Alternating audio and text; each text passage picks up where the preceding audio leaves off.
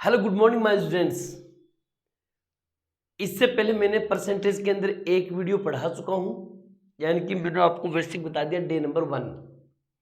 आज अपना परसेंटेज का डे नंबर 2 है। क्लियर? तो सबसे पहले ऊपर हेडिंग लिख लो परसेंटेज डे नंबर 2। ओके, क्या लिखना है? डे 2। क्लियर? और बहुत ही जबरदस्त ट्यूशन लेके आ रहा हूं बेटा आज, ठीक है ना? तो आराम से पढ़िए और एकदम मस्त पढ़ाऊंगा बेटा जी, ठीक है? वीडियो के लास्ट के अंदर आप जब पूरा वीडियो देख लो तो ये जरूर डालना कि वीडियो कैसा लगा बेटा। Okay, thank you. चलो ऊपर हेडिंग लिखो, करते हैं स्टार्ट बेटा जी। Okay, done. चलिए मेरे प्यारे बच्चों, करते हैं प्रश्नों की शुरुआत। एकदम बढ़िया नोट्स बनाना बेटा जी, और एक एक बात को समझते चलना। देखो ध्यान से सुनना। किसी संख्या के 15% में से 15 घटाने पर 15 प्राप्त होते हैं, वह संख्या ज्ञात कीजिए। किसी संख्या के 15% में से 15 घटाने पर 15 ही प्राप्त होते हैं, ऐसा क्वेश्चन जिसमें तीन संख्याएं तीनों की तीनों सेम हो और घटाने पर वही संख्या प्राप्त होती है, 15 ही प्राप्त होता है। जैसे 20% में से 20 घटाने पर 20 प्राप्त होते हैं, 40% में से 40 घटाने पर 40 प्राप्त होते हैं, 36% में से 36 घटाने पर 36 प्राप्त होते हैं, या आपको कहते हैं 18% में से 18 घटाने पर 18 प्राप्त होते हैं। कोई भी संख्या जो तीन कंटिन्यू संख्या हो तो हम इसको डायरेक्ट याद करेंगे, ठीक है ना? इसका राइट आंसर होगा 200। इसका राइट आंसर क्या होगा? 200 होगा। चलिए प्रूफ करके बताता हूं मैं। एक बार रुक जाओ, एक बार 2 मिनट, ठीक है ना? चलो पहले प्रूफ करके बताता हूं, सुनो। किसी संख्या, मान लेते हैं x का 15%, 15/100 घटाने पर, घटाया 15 घटाने पर 15 प्राप्त होते हैं, बराबर 15 प्राप्त होते हैं। क्लियर? अब एक काम करना है, इधर ये माइनस का तो उधर किसका हो जाएगा? प्लस का। ये माइनस का तो उधर प्लस का हो जाएगा, तो 15 और 15 कितने हो जाएंगे? 30। हम लिखेंगे x गुणा 15/100 और बराबर 30। 15 कम 15, 15 दूनी 30, और 2 को 100 से गुणा कर देंगे तो x का आंसर कितना आ जाएगा? 200। आप कोई भी संख्या लीजिए, कोई भी संख्या, अगर तीनों संख्या सेम है, अगर तीनों संख्या सेम है, उत्तर हमेशा 200 आएगा, वो 200।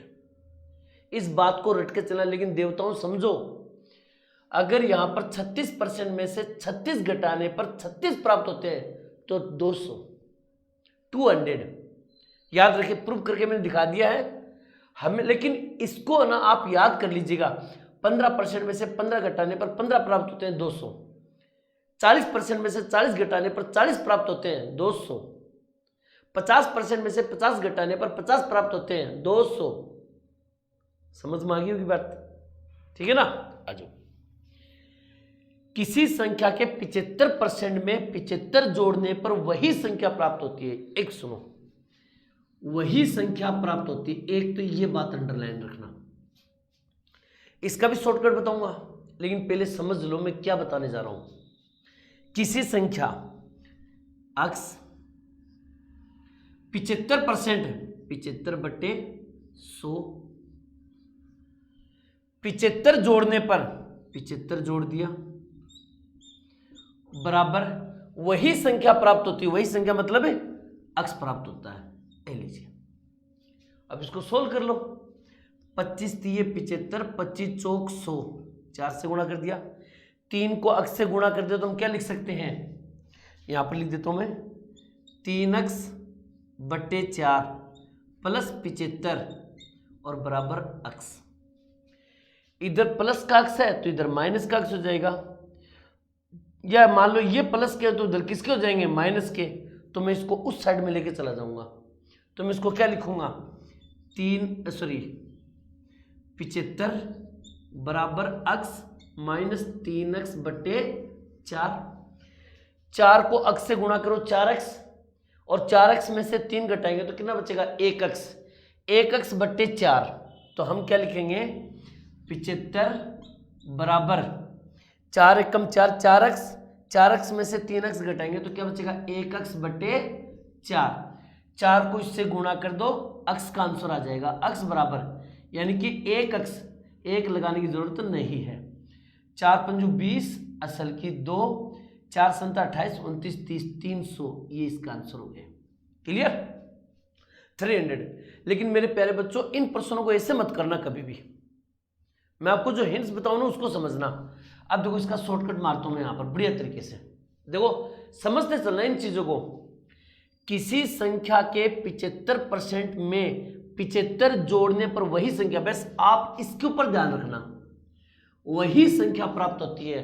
अगर कहीं भी ये सवाल आ जाए, चाहे यहां पर कुछ भी दे रखा हो, वही संख्या प्राप्त हो, तो याद रखना सबसे पहले लिखना 100 बट्टे, ध्यान से सुनना, 100 बट्टे कितना परसेंट है सर 75% है, इसको 100 में से घटा के लिखो, 75% है तो 75% है तो आप मान के चलो कि 75% है तो 100 में से 75 घटाएंगे तो कितना बचेगा 25, और इनटू जोड़ना, जो भी जोड़ने वाली जो संख्या है उसको मल्टीप्लाई करेंगे, उसको क्या करेंगे मल्टीप्लाई करेंगे, 25 तिये 75 और 3 को 100 से गुणा कर दो 300, यही इसका राइट आंसर है। कोई भी संख्या लीजिए आप, 40% में 18 जोड़ने पर वही संख्या प्राप्त होती है तो भी ऐसे ही होगा। कोई भी संख्या लीजिए आप लोग, मेरी बात समझ रहे हो ना, अच्छी तरह से कर लेना। क्लियर? और अगर अच्छा लग रहा है तो देखो मैंने बोला था ना वीडियो के लास्ट में जरूर कमेंट लिखना आप कि कैसा लगा वीडियो। नोट कीजिए बेटा जी, और भी शानदार बताऊंगा। ओके, नोट करो बेटा इसको।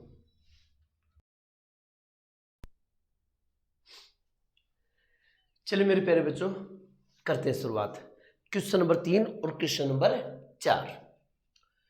दो संख्याएं, यानी दो संख्या हमारे पास पहले से है, किसी तीसरी संख्या से है, इसका मतलब 3 संख्या होगी, किसी तीसरी संख्या से 40% तथा 75% बड़ी है। मैं बताता हूं आपको, सुनिएगा। इस टाइप का जब भी प्रश्न एग्जाम में आए, ठीक है ना, तो आप एक काम कीजिए, पहले इसको समझ लेते हैं। पहली संख्या अनुपात दूसरी संख्या अनुपात तीसरी संख्या। क्लियर? 3 संख्या लिख दी, दो संख्याएं यानी कि ये दो संख्याएं, इस तीसरी संख्या से यानी कि तीसरी संख्या से 40% 75%, तीसरी संख्या इससे, तो एक काम करो, इस तीसरी संख्या को 100 मान लो। तीसरी संख्या को मैंने क्या मान लिया 100। तीसरी संख्या से 40% तथा 75% बड़ी है, इस तीसरी संख्या से ये 40% बड़ी है 140, और 75% बड़ी है यानी कि 175। कर लिया? ओके। अब उसने प्रश्न ये पूछा है कि दोनों संख्याओं का अनुपात ज्ञात कीजिए, इन दोनों संख्याओं का, यानी कि हमारा इसका कोई लेना देना नहीं है, सिर्फ हमें इन दोनों का अनुपात निकालना है, यानी कि 140 अनुपात 175। 7 का 5 का भाग दे देते हैं, 5 दूनी 10, 5 8 40, कट गया। इसमें 5 का भाग देते हैं, 5 तिये 15, 16 17 2 5 5 25। 7 का भाग देते हैं, 7 चौक 28, 7 पंजू 35, यही इसका राइट आंसर है।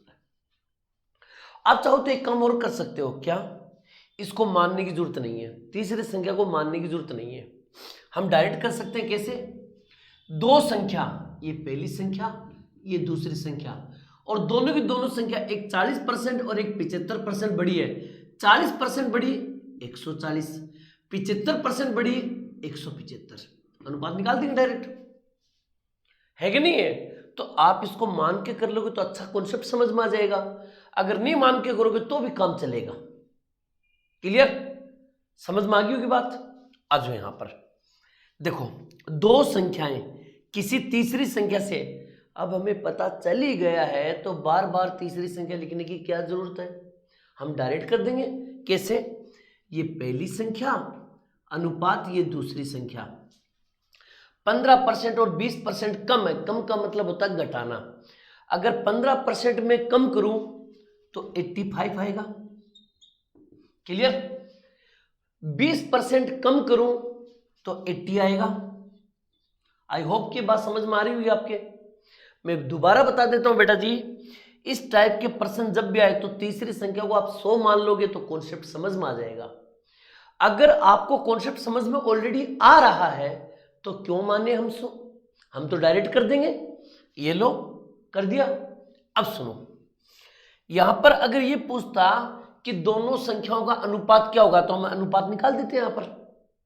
लेकिन देखो उसने क्या पूछा है, उसने पूछा पहली संख्या दूसरी संख्या का कितने प्रतिशत है। जो बच्चा ये वीडियो पहली बार देख रहा है मैं उससे रिक्वेस्ट करूंगा कि पहले मेरा इससे पहले वाला वीडियो देख लो। क्यों सर? अब ये बात उसकी आ गई है।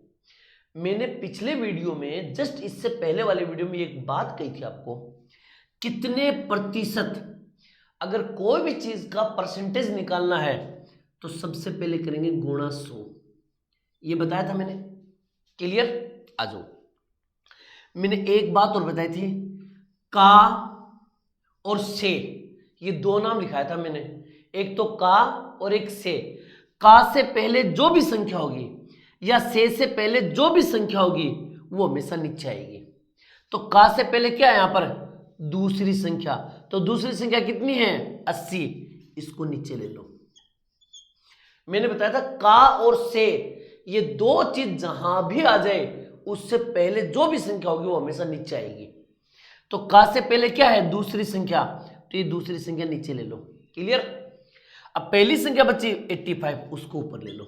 अब इसका फाइंड कर लो। ये लो, 5 के पार्ट्स काट सकता हूं मैं, 0 से 0 कैंसिल, 2 चौक 8, 2 पंजू 10।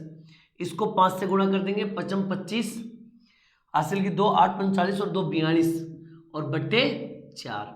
अब चाहे तो तुम 4 का इसमें भाग दे दो या यहां भी कर सकते हो कि परसेंटेज आंसर। ये डिपेंड करेगा ऑप्शन के ऊपर।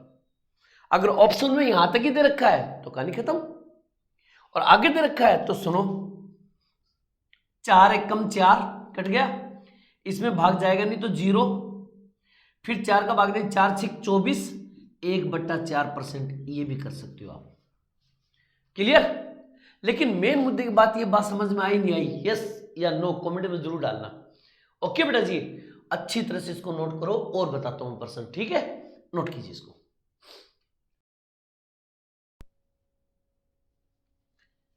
चलिए मेरे प्यारे बच्चों, एक क्वेश्चन देखिए आप। प्रश्न के अंदर क्या है, किसी निश्चित संख्या का 1/8 के 75% के 66.2/3% का मान 179 है। क्लियर? उसी संख्या का 3/4 का 33.1/3% कितना होगा? डबल क्वेश्चन इंक्लूड है। पहले वाला क्वेश्चन यहां तक खत्म, फिर दूसरा क्वेश्चन और इंक्लूड कर दिया गया। ऐसे प्रश्न जब एग्जाम में आए तो उनका तरीका देखिएगा। किसी संख्या, तो मान लेते हैं अक्स का 1/8 का 75%, 75/100 का 66.2/3%। मैंने पिछली क्लास में आपको क्या कहा था कि 66 चाहे तो आप ऐसे कर लो, 6 18 6 18 198 200 200/3 और प्रतिशत को हटाने के लिए नीचे 100, ये 2/3 आ गया। या फिर आप इसको डायरेक्ट भी आ सकते हो कि 66.2/3 को जब मैं भिन्न में चेंज करूंगा तो 2/3 आएगा, 2/3 और बराबर 179, ये आ गया। क्लियर? अब देखो कई क्या करते हैं, चलो मैं कर देता हूं, 25 3 75, 25 चौक 100। क्लियर? 2 एकम 2, 2 दूनी 4, 3 से 3 कैंसिल। क्लियर? अब मेरी बात सुनो, 8 दूनी कितने हो गए? 16। ये उस साइड में चले जाएंगे तो मैं कह सकता हूं कि सर अक्स बराबर 179 इंटू 8 गुणा 2, 8 गुणा 2, और ये एक नीचे लगाने की जरूरत नहीं है। अब तुम थोड़ा सा दिमाग लगाओ, अगर मैं इन तीनों को गुणा कर दूं तो हमारे पास क्या आ जाएगी, संख्या आ जाएगी, आ जाएगी ना संख्या। लेकिन आपको गुणा नहीं करना है। क्यों सर गुणा क्यों नहीं करना? जब हमें पता चल ही गया है कि इसको गुणा करने पर संख्या आएगी तो हम गुणा कर सकते हैं, क्या दिक्कत है इसमें। लेकिन आगे उसने एक प्रश्न दे रखा है, तो क्या पता वो प्रश्न ये कट ही जाए आपस में। इसलिए याद रखना, अगर प्रश्न यहां तक होता तो हम इसको गुणा कर देते आंसर। लेकिन अगर प्रश्न आगे दे रखा है तो इसको गुणा यहां मत करो, इसको थोड़ा आगे चलने दो। उसी संख्या का, यानी कि इसकी बात कर रहा हूं, 179 इंटू 8 गुणा 2 की बात कर रहा है। उसी संख्या का 3/4 गुणा करेंगे 3/4 का 33.1/3%, तो उसको 1/3 लिखेंगे। अब फायदा क्या हुआ देखो, 3 से 3 कट गया, 4 एकम 4, 4 दूनी 8, ये भी कट गया। समझे नहीं समझे? इसलिए मैंने यहां पर गुणा नहीं किया था। समझ गए? अगर ये प्रश्न यहां तक होता तो इसको गुणा कर देते और काम बन जाता। समझ गए मेरी बात? ये अब सुनो, 2 दूनी 4, अब एक काम करो, इसको 4 से गुणा कर दो, 9 चौक 36 असल की 3, 2 दूनी 4, 4 को 9 से गुणा कर, 9 चौक 36 असल की 3, 4 संता 28, 29, 30, 31, 31 का 1 असल की 3, 4 कम 4 और 3 7, 716, यही इसका राइट आंसर है। समझ में आई मेरी बात? ये इस तरह से अधूरे जो प्रश्न होते हैं ना, उनको बीच में गुणा करके अपना टाइम खराब मत करना। क्लियर? ये अगर समझ में आ गया है, नोट कीजिए बेटा, फटाफट कीजिए। चलिए मेरे प्यारे बच्चों, क्वेश्चन नंबर 6। प्रश्न को आराम से समझना। देखो क्या दे रखा है, 2 धनात्मक संख्या। अब कई बच्चों को तो कहानी यहां गड़बड़ हो जाती है, सर ये धनात्मक संख्या क्या होती है? अरे बेटा, प्राकृत संख्या को ही बोलते हैं। धनात्मक का मतलब होता है कि आप कोई संख्या माइनस की नहीं ले सकते, आपको प्लस की संख्या लेनी है। इसलिए याद रखना, जब भी धनात्मक का नाम आए तो आप ज्यादा दिमाग लगाना ही मत, हटाओ इसको। बस इतना याद रखना कि 2 संख्याओं के बीच का अंतर 1020 है। 2 संख्या है, इन दोनों में अंतर का मतलब होता है बेटा, देखो एक बात बताओ, मान लेते हैं ए है और बी है, इसके पास 100 रुपए है, इसके पास 120 रुपए है, तो मैं यही तो कहूंगा ना कि इन दोनों में 20 रुपए का अंतर है कि नहीं है? अंतर का मतलब होता है कि दोनों के बीच को घटाने पर 120 में से 100 घटाएंगे तो 20 बचेगा, तो वो अंतर ही हुआ। तो अंतर बोल दो या माइनस करना बोल दो, एक ही बात है। क्लियर? चलिए अब सुनो, अंतर 1020 है। यदि बड़ी संख्या का 7.6% और छोटी संख्या का 12.4% के बराबर है। देखो प्रश्न कितना जबरदस्त दिया है, मतलब बात समझ के देखिए, ये सब प्रीवियस ईयर के क्वेश्चन है, आप ध्यान से सुनिएगा। इसमें और कुछ नहीं करना है। टर्निंग पॉइंट ये पहली वाली लाइन देखे ना, उसने गड़बड़ कर दिया, क्योंकि प्रश्न की शुरुआत यहां से होगी, यहां से। समझे बात को? जानबूझ के एग्जामिनर ऐसा काम करता है। इसका मतलब है, यदि बड़ी संख्या का, अब मान लेते हैं कि बड़ी संख्या मेरे पास ए है, ये तो की बड़ी संख्या, और मान लेते हैं कि छोटी संख्या जो मेरे पास है वो मान लेते हैं बी है। क्लियर? प्रश्न क्या दे रखा है, बड़ी संख्या का 7.6, बड़ी संख्या का 7.6%। समझ गए 100 कैसे आया है? समझ गए ना? परसेंट को हटाने के लिए 100 लगाया मैंने। छोटी संख्या, ये छोटी संख्या का 12.4%, परसेंट का मतलब समझ गए, नीचे 100 के बराबर है, ये बराबर है। बस यहीं पर क्लोज होगी कहानी।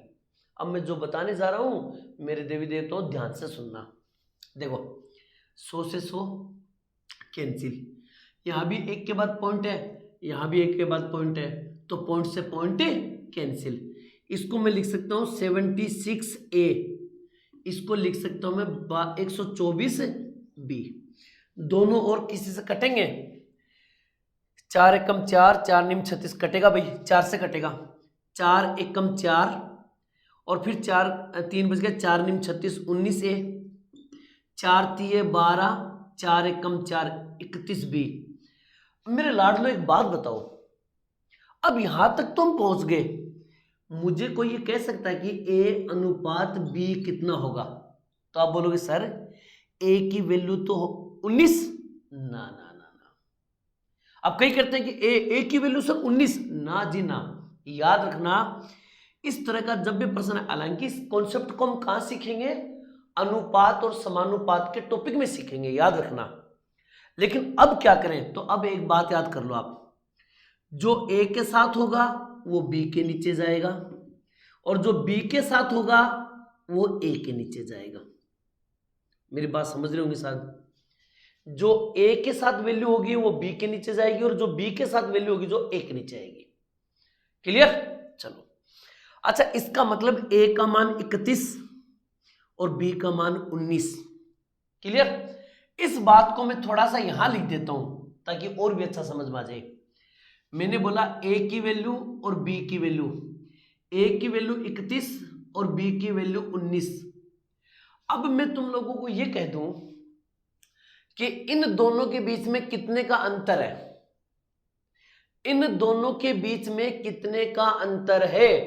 आप बोलोगे सर इसके पास तो 31 है, इसके पास 19 है, तो अंतर कितने का हुआ, 20 21 12 का अंतर हुआ। सर कितने का अंतर हुआ, 12 का। मैंने कहा सर इसमें जो अंतर है वो अंतर कितने का है, 12 का है। अंतर कितने का है, 12 का है। लेकिन मेरे बच्चों ध्यान से देखो, दो संख्याओं के बीच का अंतर 1020 है। कितना है, 1020। मैंने बोला नहीं सर ना, अंतर तो 12 का है। लेकिन वो तो बोल रहा है कि अंतर 1020 का है। इसका मतलब ये हो गया कि हमारा जो अंतर 12 है वो किसके बराबर है, 1020 के बराबर है। यानी कि ये जो अंतर 12 है, 12 इनका अंतर है, अंतर यहां पर 12 है, लेकिन उसने अंतर दे रखा 1020 है। यानी कि 12 किसके बराबर है, 1020 के बराबर है। यहां पर एक नया कॉन्सेप्ट आ रहा है, इस बात को समझना। मैंने अंतर, यहां अंतर 12, अंतर के बराबर में अंतर कर दो। अंतर 12 है तो यहां अंतर 1020 है, यानी 12 किसके बराबर है, 1020 के बराबर है। अब मैं जो बताने जा रहा हूं उसको गौर से सुनना। 12 का भाग इसमें दे दो, 1020 में 12 का भाग दे दो और उससे गुणा करो जो फाइंड करना है, उससे गुणा करो जो फाइंड करना है, जो प्राप्त करना है, ज्ञात क्या करना है उससे गुणा करना है। सर ज्ञात क्या करना है उससे गुणा, मतलब मैं बताता हूं। दोनों संख्याओं का योग क्या होगा, क्या पूछा उसने, योग। दोनों संख्याओं का योग। मैंने कहा भाई साहब 19 प्लस 31 दोनों का योग करो, तो 31 और 19 दोनों को जोड़ेंगे तो 50 आएगा, आएगा नहीं आएगा। यानी कि हमें 50 की वैल्यू निकालनी है। समझ गए? 12 के इसमें भाग दे दो, जो भी आता है उसको 50 से गुणा कर दो, आंसर।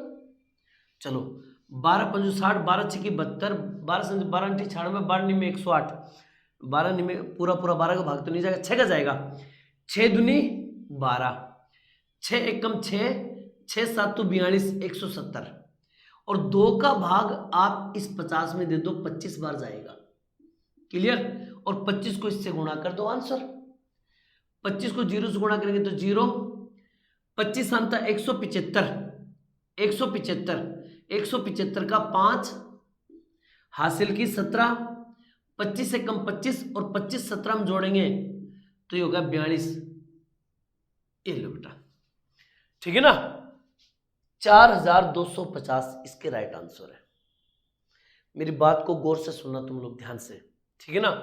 मैंने ये जो सवाल बताए हैं, अब देखो मेरी बात सुनो, ये मैं आपको पहली बार पढ़ा रहा हूं और ऑनलाइन में पढ़ा रहा हूं, तो आप ये सोच के देखिए मैंने पूरा आराम आराम से कॉन्सेप्ट बताया, आराम आराम से कॉन्सेप्ट बताया। चाहो तो तुम इसको शॉर्टकट भी अपना सकते हो, शॉर्टकट ले सकते हो आप आराम से, लेकिन पहले कॉन्सेप्ट को समझ लेना कि ये कॉन्सेप्ट मैंने कैसे बताया है, अच्छी तरह समझ जाना। शॉर्टकट कैसे लेना सर, कोई शॉर्टकट का नियम है? हाँ है। अंतर कितना है, आप बोलोगे सर अंतर 1020 है, 1020 है।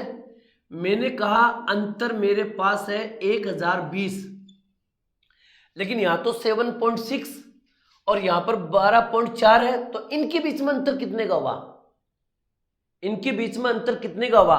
तो आप बोलोगे सर 12.4 में से 7.6 को घटाएंगे तो 8 बचेगा और यहाँ 4 4.8 बचेगा। तो आपको क्या करना है, इस 1020 में अंतर में 4.8 का भाग दे दो और इंटू उससे गुणा करो जो फाइंड करना है। ठीक है ना? आपने बोला सर फाइंड ये करना है कि उसका योग ज्ञात करना है, तो दोनों को जोड़ दो। 12.4 में 7.6 को जोड़ दो आप।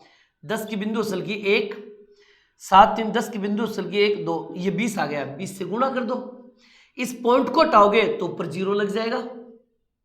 इसको काटो आप, 6 से काट दो, 6 7 में 6 8 48, 6 से इसको काट दो, 6 कम 6 बच गए 4, 6 7 तो 42, 1700। अब 4 दूनी 8, 4 पंजो 20, ये कर दो और 2 से इसको काट दो और इससे 5 से गुणा कर देना, आंसर। बात समझ में आई? तो आप ये डायरेक्ट कर सकते हो, लेकिन मेरे प्यारे बच्चों अगर कोई बच्चा पहली बार पढ़ रहा है तो प्लीज बेटा इसको बजाय आप इस पे थोड़ा सा फोकस करना कि कैसे कैसे है। अच्छा, शॉर्टकट क्या होता है कि वो अपने माइंड में सिर्फ फिक्स डाटा को भर देता है, और थोड़ा समझ के करोगे तो अपनी मेमोरी पावर को बढ़ाता है। समझे मेरी बात को? तो इसमें तर्क शक्ति पैदा होती है, माइंड में तर्क शक्ति पैदा होती है, सोचने की शक्ति बढ़ती है। तो ये मेरे हिसाब से कॉन्सेप्ट आप समझना, उसके बाद चाहे शॉर्टकट में निपटा जाना, कोई दिक्कत नहीं है। क्लियर? और बताता हूं, पहले इसको नोट कीजिए फटाफट बेटा जी, कीजिए। अब देखो बेटा जी अगला क्वेश्चन। देखो मैं आपको एक बात बता दूं, हर क्वेश्चन को तुम आराम आराम से समझो, ठीक है ना? पहली बार पढ़ रहा है वो बच्चा तो बिल्कुल ध्यान से सुनना मेरी बातों को, ठीक है ना? और दूसरी बार जो बच्चा पढ़ रहा है तो मेरे वीडियो को एक बार पॉज कर दिया करो, फिर खुद आंसर निकाला करो कि कैसे हुआ, और उसके बाद में। लेकिन बेटा अगर कॉन्सेप्ट समझ में आ जाए तो आपको डायरेक्ट क्या करना है, फिर शॉर्टकट पे चलना है बेटा, ठीक है ना? पहले सुनो, ए का 50% समझ गए, ए का 50%, क्लियर? कोई दिक्कत यहां तक? ना सर ना। बी में जोड़ा जाए तो प्लस बी में जोड़ दिया, क्लियर? बराबर। अब सुनो, दूसरी संख्या बी 25% बढ़ जाती है, दूसरी संख्या बी है वो बढ़ जाती है, ठीक है ना? 25% बढ़ जाती है, यानी कि बी पहले तो 100 थी, अब 25% बढ़ गई यानी कि 125 हो गई। तो आप ये लिख सकते हो बी गुणा 125 बट्टा 100। बस तुम्हें यहां पर ध्यान देना है कि कैसे आया। दोबारा सुनो, ए का 50% समझ गए, आराम से समझ गए सर। बी में जोड़ा जाए, हाँ बी में जोड़ दिया सर, बराबर। तो बी 25% बढ़ जाता है। भाई कोई संख्या है अगर उसको बी में जोड़ दिया जाए तो बी 25% बढ़ जाता है, यानी कि बी की जो वैल्यू है वो 25% बढ़ जाती है। बढ़ने का मतलब होता है 100 में जोड़ना, यानी कि 125 बट्टा 100। मेरी बात समझ रहे हो मैं क्या बोल रहा हूं? हाँ सर समझ रहे हैं। अब देखो इसको सोल्व कर लो। अब यहां पर देखो एक सीधी सी बता दूं मैं आपको, ये प्लस का बी है तो उधर किसका हो जाएगा? माइनस का बी हो जाएगा। अच्छा एक काम करो, ये प्लस का तो उधर माइनस का हो गया। एक काम करते हैं, इसको 100 को आप काटो मत, क्यों? 100 अपने आप ही कट जाएगा। देखना यहां पर ए को 50 से गुणा करते हैं तो 50 ए बट्टा 100 बराबर, यहां पर बी को इससे गुणा करेंगे तो 125 बी बट्टा 100, इधर प्लस का तो इधर माइनस का बी। क्लियर? आराम से सुनते जाना। 100 को बी से गुणा करेंगे तो 100 बी, यानी कि 100 बी। 100 को बी से गुणा कर दो और यहां घटाओ तो तुम आराम से समझ सकते हो सर 100 को इससे गुणा करेंगे तो 100 आएगा यहाँ पर, और 100 को माइनस करना है 125 में से, तो 125 में से अगर 100 को माइनस करेंगे तो 25 बचेगा, है कि नहीं है? तो आप बोलोगे सर 50 ए बट्टा 100 और बराबर 100 को इससे गुणा करो तो 100 भी, और 100 इसमें से घटाएंगे तो 25 भी, और बट्टा 100। 100 से 100 कैंसिल, 25 एकम 25 और 25 दूनी 50। क्लियर? तो मैं इसको ये कह सकता हूं कि सर इसकी वैल्यू आई 2a, यहां लिख देते हैं 2a बराबर 1b। क्लियर? समझ गए? अब उसने देखो प्रश्न क्या पूछा है, ए तथा बी का अनुपात क्या होगा। अभी थोड़ी देर पहले बता के गया हूं मैं। अगर मैं कह दूं कि ए अनुपात बी फाइंड कीजिए तो आप आराम से बता सकते हो सर ए के साथ जो होगा वो बी के नीचे होगा और बी के साथ होगा वो ए के नीचे होगा, और यही इसका राइट आंसर है। मेरी बात समझ रहे हो ना मैं क्या बता रहा हूं। इस चीज को समझने की कोशिश करना बेटा, ठीक है ना। बात को अच्छी तरह से अपने खोपड़ी में घुसाने की कोशिश करना कि आखिर ये है क्या, ठीक है ना। और इनको अगर जब ये चीज समझ में आ जाए ना तो फिर थोड़ा रफ्तार से क्या करो बेटा जी, क्लियर। लेकिन पहले कॉन्सेप्ट को समझो। और प्लीज बेटा वीडियो के लास्ट में जरूर डालना कि आपको ये वीडियो कैसा लगा। बहुत दिल से बना रहा हूं बेटा, आराम आराम से प्रश्नों को। ओके बेटा, नोट कीजिए इसको फटाफट। चलिए मेरे प्यारे बच्चों, क्वेश्चन नंबर 8। देखो बात को समझना आराम आराम से। देखो कभी कभी ऐसे क्वेश्चन एग्जाम में आते हैं, ठीक है ना। कभी कभी ऐसे प्रश्न एग्जाम में आते हैं। बात समझना कि मैं क्या बताने वाला हूं आपको, अच्छी तरह समझना। रवि ने किसी परीक्षा में 72% अंक प्राप्त किए। इसका मतलब मान लेते कि कुल अंक 100 थे। कुल अंक कितने थे? 100। मैं इस प्रश्न को ऐसे लिख सकता हूं कि मान लेते कि कुल अंक तो थे 100 और कुल अंक का मतलब क्या हो गया? अधिकतम अंक। कुल का मतलब हो गया अधिकतम 100 अंक थे। मान लो 100 में से उसने प्राप्त किए, कितने प्राप्त किए? 72% प्राप्त किए। यानी 72% का मतलब 100 में से कुल अंक अगर 100 है तो उसने 72 प्राप्त किए हैं। मैं कह सकता हूं कि उसको 72 नंबर मिले हैं। मेरी बात समझ रहे हो मैं क्या बोल रहा हूं? 72% का मतलब हो गया कि मान लेते कि परीक्षा में टोटल 100 नंबरों की परीक्षा है तो उसको 72 नंबर प्राप्त हुए। 100 में से 72 मिले उसको। लेकिन फिर उसने देखो क्या दे रखा, यदि यह 360 अंक हो तो, सोच के देखो 360 अंक हो। अब प्रश्न की भाषा समझना क्या बोल रहा है। रवि ने किसी परीक्षा में 72% अंक प्राप्त किए, यदि यह 308 अंक हो, यानी 72% है वो 360 के बराबर है। मैं मान लीजिए कोई दो बच्चे हैं, एक ये कहते भाई साहब तुम्हारे कितने नंबर आए हैं, वो कहते सब मेरे तो 72% नंबर आए हैं। और बगल में खड़ा लड़का बोलता है नहीं नहीं अंकल जी झूठ बोल रहा है, इसके 72% नहीं आए, इसके तो 360 नंबर आए हैं। दोनों की बात सेम है लेकिन कहने का तरीका अलग अलग है। एक ने बोला मेरे 72% नंबर आए, जबकि दूसरा बोला कि नहीं अंकल जी झूठ बोल रहा है, इसके नंबर 360 आए। इसका मतलब है चाहे तो तुम 72% बोल दो या 360 नंबर बोल दो, दोनों एक ही बात है। यानी कि 72% किसके बराबर है?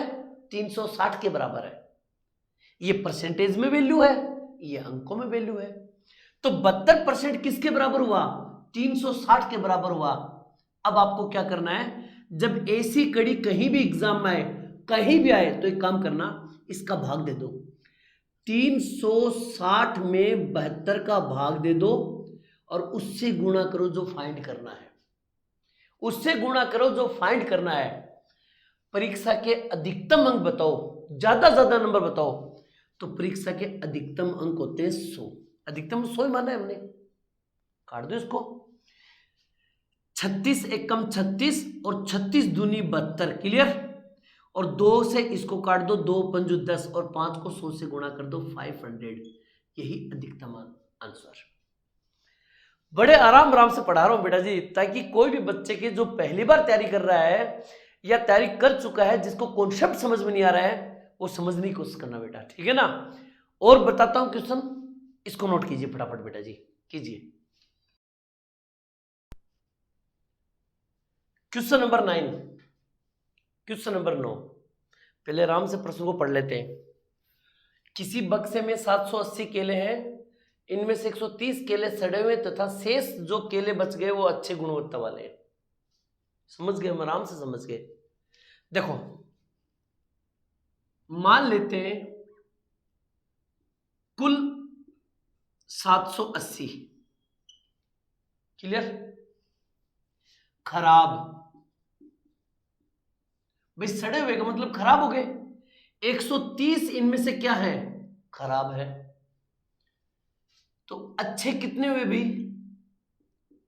अच्छे कितने हुए आप खुद सोच के देखो। 780 में से अगर 130 केले खराब है तो 650 केले क्या है, एकदम से ओके है। समझे नहीं समझे? आप आराम से बात को समझना। कुल केले 780 हैं, इनमें से 130 खराब केले हैं, जबकि 650 एकदम परफेक्ट केले, अच्छे केले हैं। प्रश्न भी यही पूछा है, अच्छी गुणवत्ता वाले केलों का प्रतिशत ज्ञात करो। आराम से कर देंगे। प्रतिशत ज्ञात कीजिए, तो मैंने क्या बोला था, हमेशा गुणा 100 से करेंगे। जब भी प्रतिशत फाइंड करना हो गुणा 100 होगा पक्का। क्लियर? अच्छी गुणवत्ता वाले कितने हैं, 650 है सर। कितने में से सर, 780 में से। 780 में से 650 एकदम सही है। इनका परसेंटेज बताओ। कर देंगे आराम से, 0 से 0 कैंसिल। 13 एकम 13, 13 पंजू 65 और 13 छिक 78, 2 तिये 6, 2 पंजू 10। और अब इसको आप गुणा कर लो, 5 25, यानी कि 250 बट्टे और नीचे क्या आ जाएगा 3। अब इसको 3 का भाग दे दो। अब हम इसमें 3 का भाग देंगे, 3 8 24, 3 8 24, बच गया 1, 3 तिये 9, बच गया 1/3% आंसर। अरे देवताओं, भाग नहीं देना आता है ना, तो ऐसे भाग दे लेना। क्या दिक्कत आ रही है तुम लोगों के? 3 8 24, बच गया 1 उतारा 0, 3 तिये 9, बच गया 1, तो 83.1/3। क्लियर? तुम्हें समझ में आना चाहिए, तुम कैसे भी निकालो। ओके, समझ में आई मेरी बात? ये नोट करो इसको फटाफट बेटा जी, कीजिए बेटा। चलिए मेरे प्यारे बच्चों, देखते हैं। एक परीक्षा में 92% छात्र उत्तीर्ण हुए। उत्तीर्ण का मतलब पास हो गए। फिर से वही कहानी आ गई। आप समझो, 92% छात्र क्या है, उत्तीर्ण है। मान लेते हैं कि कुल छात्र कितने हैं, 100 है। उत्तीर्ण का मतलब होता है पास होना। उत्तीर्ण का मतलब क्या हो गया, पास हो गया। 100 कैंडिडेट थे, 92 छात्र क्या हो गए, उत्तीर्ण हो गए, यानी कि 92 छात्र क्या हो गए, पास हो गए। तुम खुद थोड़ा सोच के देखो, अगर 92 छात्र पास हैं तो भाई साहब फेल कितने हुए, फेल कितने हुए? तो हम बोल सकते हैं सर 8% बालक फेल हो गए। 8 फेल हो गए। 100 में से 92% पास है, 8% क्या है, फेल है। अब सुनो यहां पर, यदि 48 छात्र असफल हुए, असफल का मतलब फेल, पास नहीं हुए, फेल हो गए। सर आप तो बोल रहे हो कि 8 फेल है, वो बोल रहे कि 48 फेल है। बात समझ में आई? मैंने बोला 8 फेल है, उसने बोला सर 48 फेल है, यानी कि 8 किसके बराबर है, 48 के बराबर है। ये परसेंटेज है, 92%, 8%, 100%, समझ गए ना? 8% किसके बराबर है, 48 के बराबर है। मैं कहूंगा कि 8% छात्र फेल हो गए, परसेंट छात्र फेल हो गए। वो बोलेगा 48 छात्र फेल हो गए, इसका मतलब 8% किसके बराबर है, 48 के बराबर है। तो 48 में 8 का भाग दो और उससे गुणा करो जो फाइंड करना है। परीक्षा में कितने छात्र उपस्थित थे, परीक्षा में कितने छात्र मिले, कितने छात्र उपस्थित थे? मान लेते हैं कि परीक्षा में टोटल 100 थे, उससे गुणा कर देंगे। जो फाइंड करना उससे गुणा कर दो। परीक्षा में कितने छात्र उपस्थित थे, यानी कि परीक्षा कितने लोगों ने दी है, 100 ने, जिनमें 92 पास हुए और 8 फेल हो गए। 8 किसके बराबर है, 48 के। 48 में 8 का भाग दे दो, उससे गुणा करो जो फाइंड करना है। कितने छात्र उपस्थित थे, 100 से गुणा कर दो। 8 6 के 48 और 6 को 100 से गुणा कर दो, 600। ये खत्म कहानी। मुझे सही से बताना ये प्रश्न कैसे लगा और आज का वीडियो आपको कैसा लगा। इसी के साथ अपना प्रतिशत का बेसिक पूरा का पूरा खत्म हो गया बेटा। अब अपना मेन टॉपिक शुरू होगा परसेंटेज के अंदर क्वेश्चन। नेक्स्ट वीडियो देखना मत भूलिएगा और प्लीज मेरे प्यारे बच्चों ये बताना ये वीडियो कैसा लगा आप लोगों को। ठीक है बेटा जी, बहुत बढ़िया है। और एक और बता दूं मैं आपको, मैंने पिछली बार एक वादा किया था आप लोगों से कि जो जो बच्चे, ध्यान सुना, जो जो बच्चे कमेंट करेंगे तो मैं उनका नाम जरूर लूंगा। ठीक है ना। तो मैं अभी आपको बता देता हूं एक बार कि जिन जिन बच्चों ने पिछले वीडियो के अंदर मुझे मतलब कमेंट किया, क्या क्या कमेंट किया है ये मैं आपको बता देता हूं, ताकि अच्छा लगता है कि बच्चों ने भी कम से कम ये दिया है। जैसे पिछली क्लास के अंदर मुझे कमेंट किया था, एक तो है मनीष हाइब्रू, सर पूरा परफेक्ट है, बहुत है, थैंक यू मेरे भाई। एक है मनीष सिमरन फैमिली, उसके लिए भी थैंक यू भाई। उसके बाद में है मिन्नू हेसा, थैंक यू बेटा, थैंक यू। ठीक है। एक है रश्मि तापे, रश्मि तापे ने बोला थैंक्स, अच्छा लगा सभी ने किया है। रश्मि तापे आपको बेटा थैंक यू, बहुत बढ़िया मेरे प्यारे बच्चों। इसी तरह से आप लोग बेटा जी जो भी अच्छा हो, जैसा लगे वैसे कमेंट जरूर किया करो बेटा जी।